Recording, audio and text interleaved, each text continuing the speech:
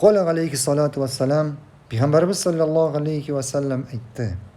Meselul alimillezî yugallimun nâsel hayra ve yensa nefsehu kemeseli siraci yudî'u linnâsi ve yuhriku nefsehu. Peygamberimiz sallallahu aleyhi ve sellem aytdi.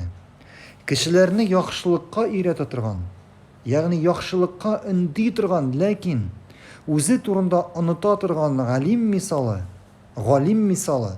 kishilarga yoqtirta ham shul vaqtda o'z-o'zini yondira turgan sham kebek.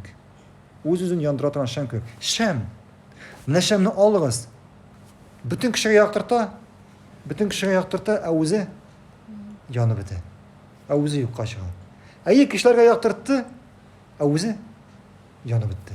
Ham shulay yo'q.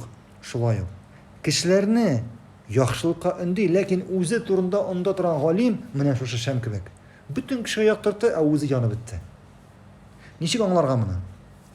Qo'yshan g'olim kishilarga o'rati yaxshilikni, o'zi